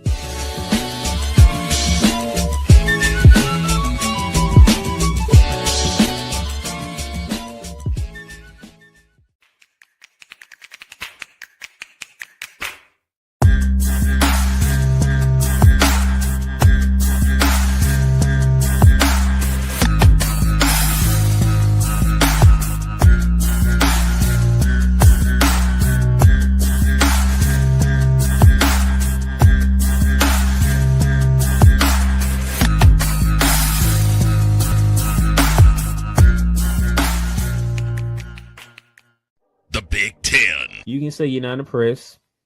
You can say you're not happy. You can say all these things, but no, whatever the case may be, the Buckeyes are on top of the football world. And it's just where it is. The SEC. And what does Georgia do? Well, as a team that has a championship pedigree would do, they came out full guns blazing, just like a tested SEC team would do. And Big 12. That team right there that is ranked 15 that put up 45 points. Yes, sir. They were picked dead last at the beginning of the season. The ACC. Start with the biggest name first. Chapel Bill now. It's no longer called Chapel Hill. It's called Chapel Bill because Bill Belichick is now the head coach of the North Carolina Tar Heels. The CLP rankings, do away with that. Right. Do away with it. Bring down the gridiron on the Playmakers Blog Network YouTube channel and where you can find podcasts. Because we take this job so serious. Nacho fry. Would you like a nacho fry? Would you like a nacho fry? What in the all types of blue hell? This is Snowman in the Morning. Indeed it is. 35 after the hour. It's the bottom of the hour. We owe you an ID. This is Snowman in the Morning. Maybe. You're listening to WHCR-TV, your radio home and voice of the Carolinas. I ain't got no time for this bullshit. Chapel Bill now. Ball goes Benton, Caleb Williams. Like that! Like that! Well, that game fucking sucked. Can't say that on the radio. I slipped.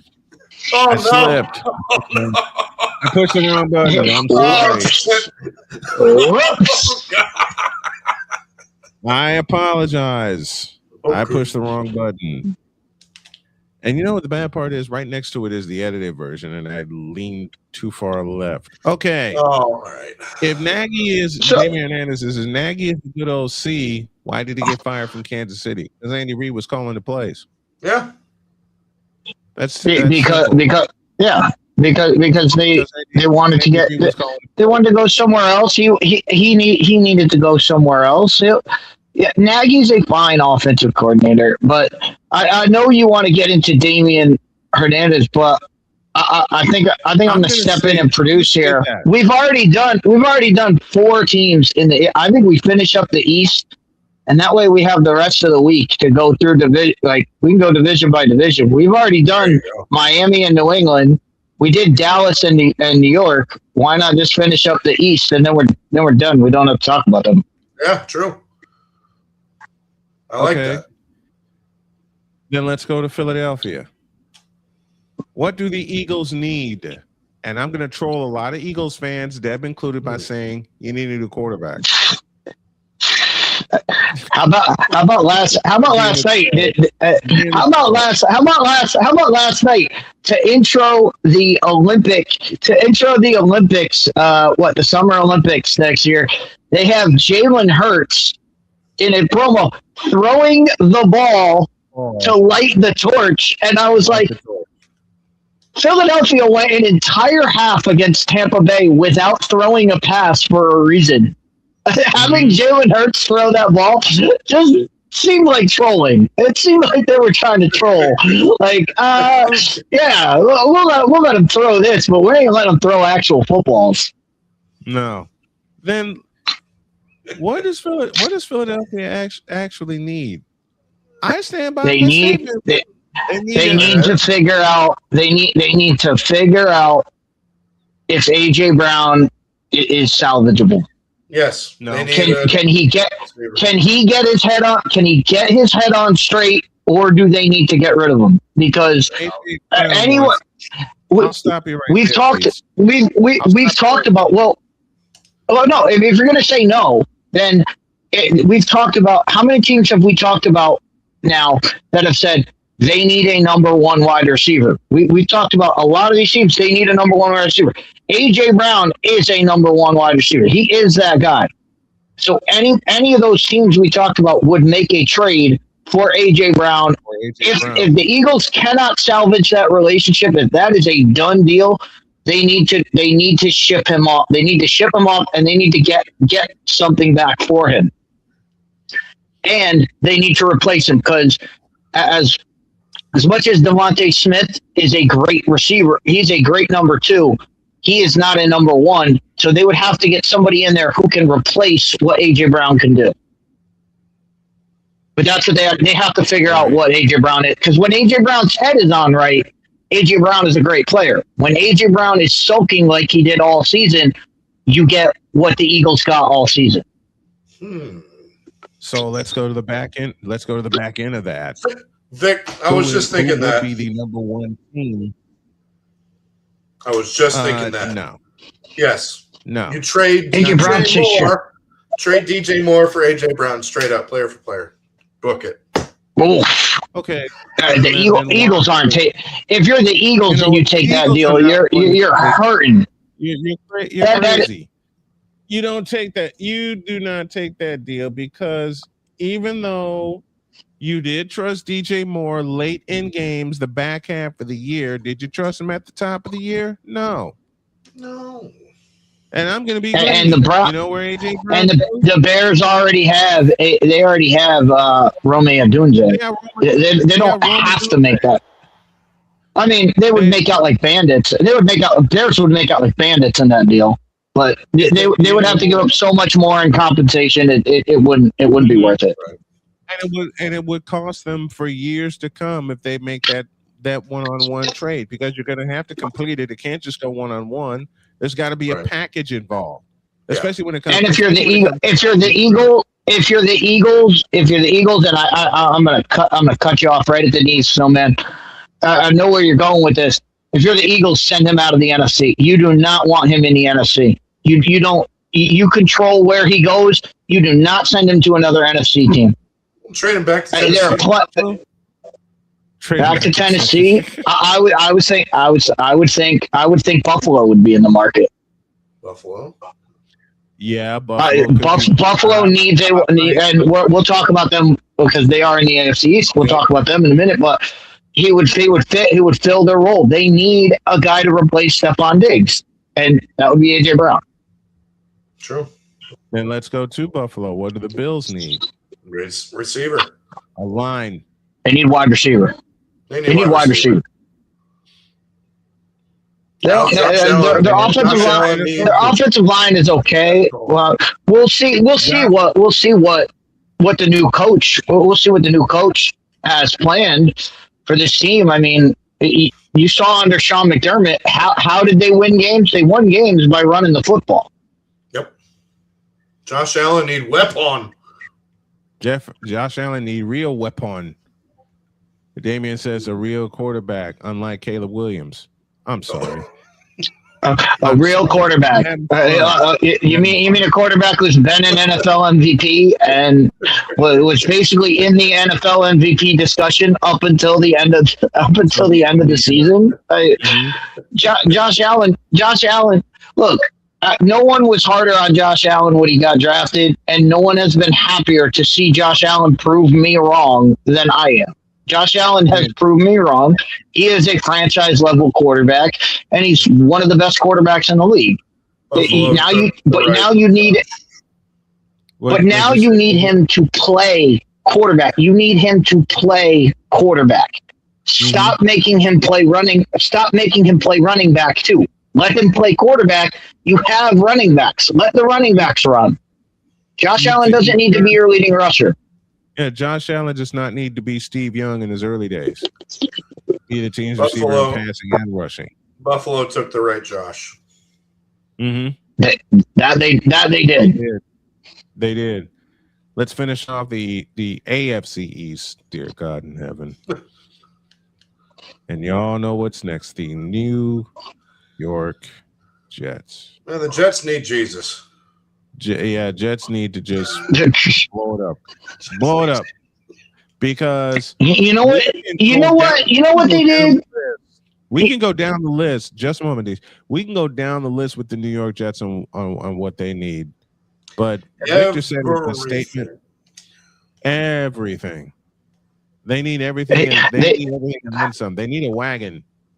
How about that? They need Woody Johnson. They need Woody Johnson to shut the H up. Mm-hmm. They need Woody Johnson to shut up. Well, I'm gonna give a shout out because he was on the program, and he was very, very poignant about his pick. You know what? Get Errol in there as your director of football operations. Yes. And let's go. Let's go. That's what they need because they need somebody in there who's not going to blow smoke up the owners behind. Who's going to come out and say our team is garbage. Let's fix this. So here you go. Here is the ultimate Jets ownership. Errol Marks is in there. Mike Francesa is in there because he has no problem telling it like it is. Joe Beningo is in there also. I would put that's what I was going to say. Beningo over Mike Francesa is a Giants. He's a Giants guy. He's a Giants guy. He's not a Jets guy. If you ever even though he's a New York guy, he's a Giants guy. He's not a Jets guy. Who's that? Joe Beningo? No. Mike Francesa. Mike Francesa is a Giants guy. He's a Giants guy. But I've heard Beningo. About the Jets though that were award winning to me. So Beningo and Errol Marks for sure. Because if you ever heard Beningo go off on the Jets before, it's pure entertainment. And I got to play. All right, guilty pleasure. I have a playlist saved of Joe Beningo's best rants about the Jets. I mean, but Beningo would be a guy if you really wanted to throw gas on a burning fire. If you can get him to stop gambling, you'd get Craig Carton because he is one of the biggest Jets fans of all time. But the gambling issue might be a problem. That might be a problem for Craig. And let's stay there. You bring Evan Robertson. who was Joe Beningo's Evan partner. Evan Roberts would be a big, he big Jets fan. Why am I referencing? Why are we referencing WFAN? Because they're based in New York and they talk Jets most, if not all the time. I can't believe it. Greg Giannotti. Greg Giannotti. You could be. How did any tree? I mean, we keep going down this list. Iron Eagle's a big Jets fan. Yep, Iron Eagle. Because you got a lot of big time Jets fans. The way CBS worked it with Iron Eagle's schedule and him being based out of the East, he does most of the Jets games being in New York. The only time that he does not is if his TNT schedule or his Brooklyn Nets schedule takes him out of New York. But I think a lot of people. No, we saw that. We mentioned McCarthy. We mentioned McCarthy before. We said McCarthy for GM. We said Errol as your football operations and the supervillain as your GM. Then what would be the role of Joe Beningo? What would Joe Beningo be? I think Joe would be your he'd be your spokesperson. I'd have him out there as my media guy. Right. Then what would we But no, to the actual point of fixing the Jets, a lot of people are going to focus on they had no interceptions. They need to fix the secondary. Mm-hmm. I think that's looking at it backwards. How do you get interceptions? You put pressure on the quarterback. They need to beef up their defensive line. They need to beef up their pass rush. And that's why I've always said Ruben Dane at number 2 or some combination of I like what Errol said about getting the linebacker. I think the linebacker from Alabama, who's really good. You could get a linebacker, and if you could couple it with another pass rusher later on in the draft, that would be a way to go. I think a lot of people are going to focus on the secondary. It's not the secondary. It's getting pass rush. It's pass rush. Get a pass rush. You need pass rushing. That's what the Jets need. Yeah, pass rush is necessary because they had none. They had no pass rush whatsoever. None. That's right. We got one more team in the East. One more team in the East. You've forgotten. One more team in the East divisions, and we can put a bow on this puppy for the day, and that's the Washington Redskins. Oof. Where do we begin with them? And Deets, I'll go to you first. Where do we begin with Washington? First thing is they got to get Jaden Daniels back to being Jaden Daniels. Mm-hmm. And how do you do that? Well, you protect them. They need to protect their quarterback. They brought in all these guys last year to be, they brought in Deebo Samuel. They brought in all these wide receivers and running backs. They didn't fix the offensive line.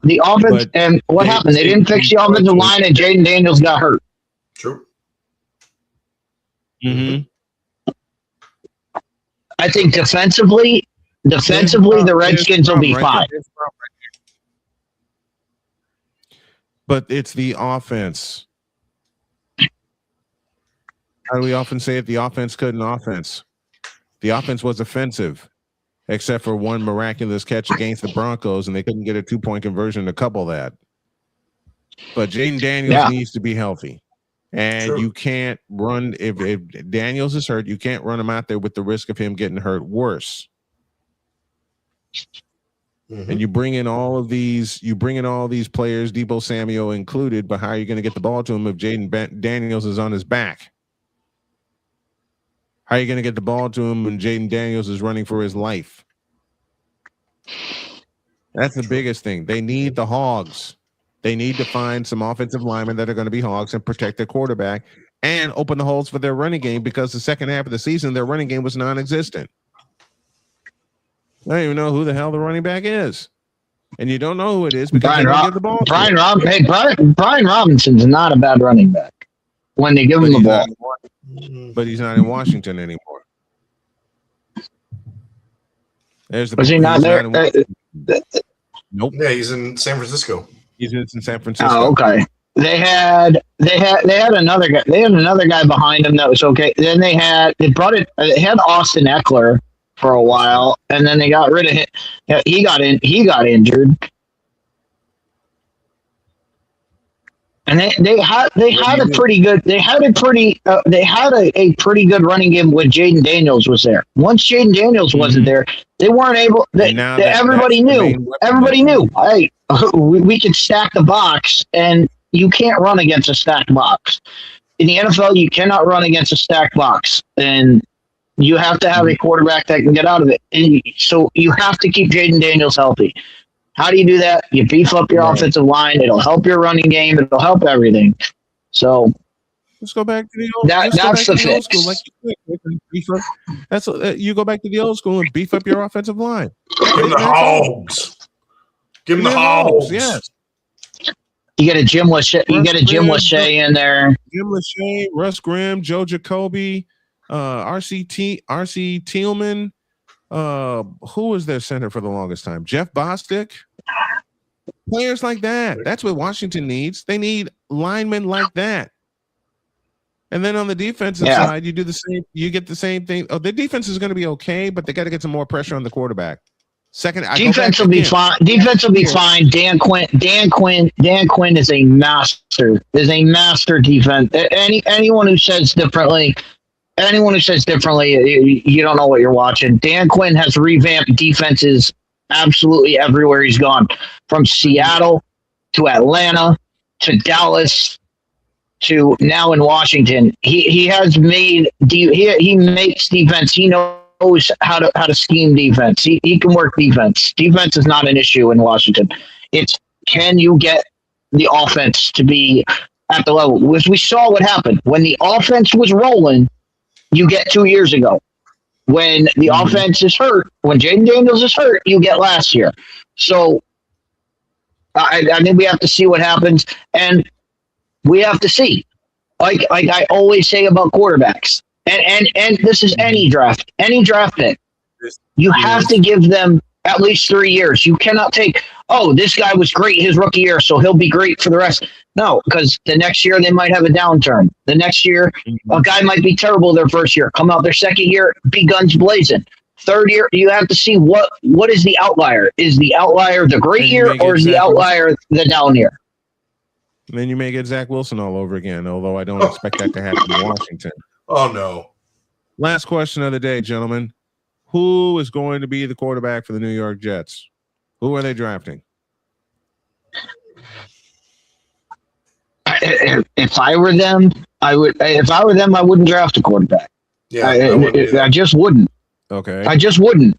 And if I'm gonna take a quarterback, it's gonna be in the third round. It's gonna be a third round quarterback, and we say, you know what? If this guy's good enough to start, let's start him. If we hit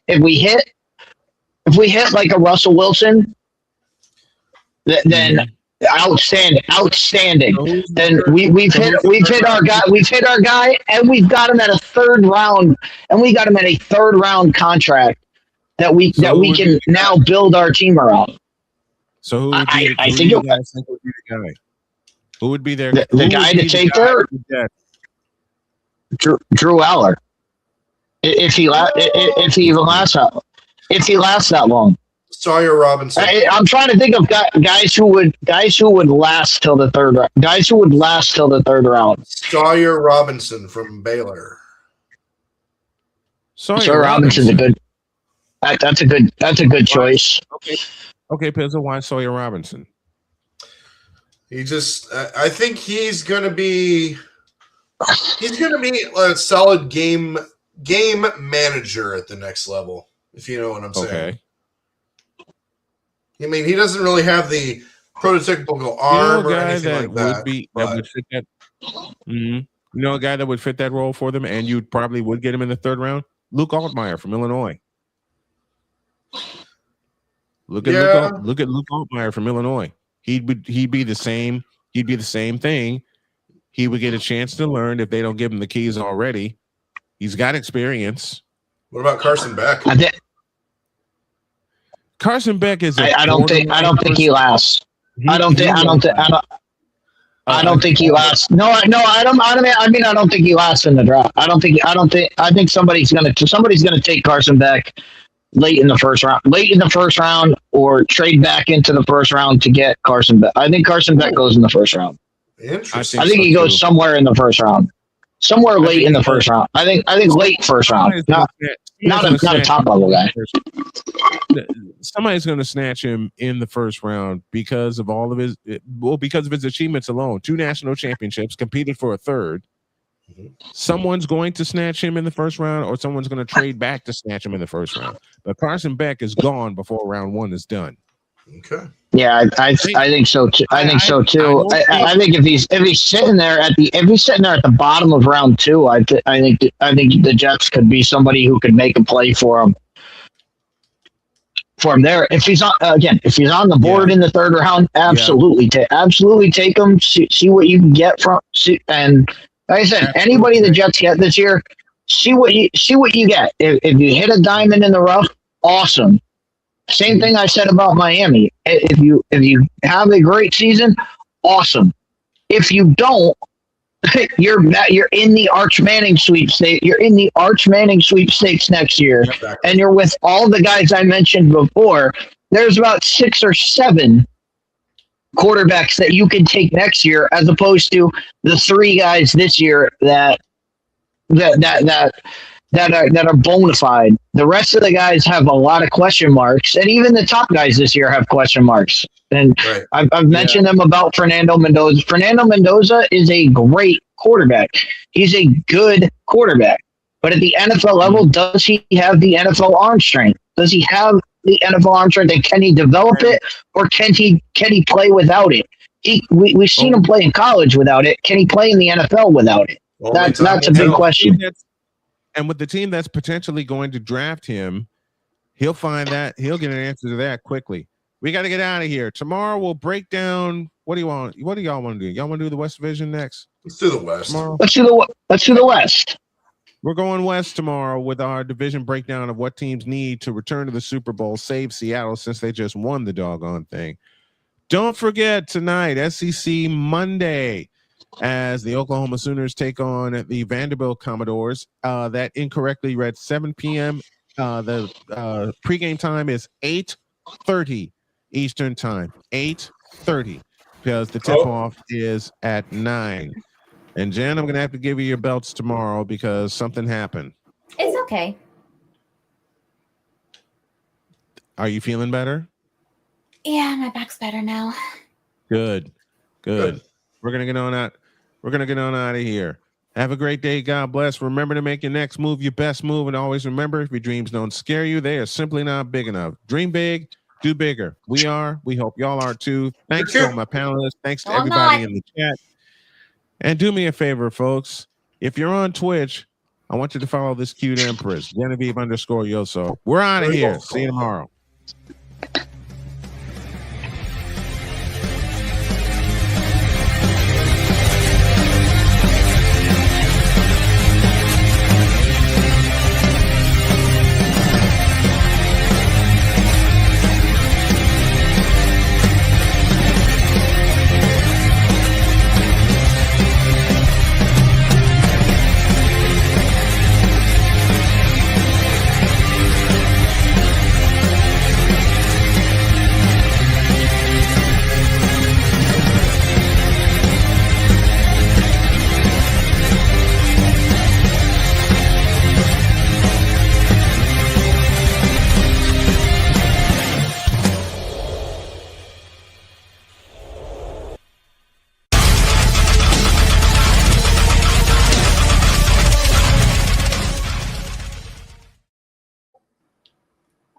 Always remember. All goes Vincent, Caleb Williams.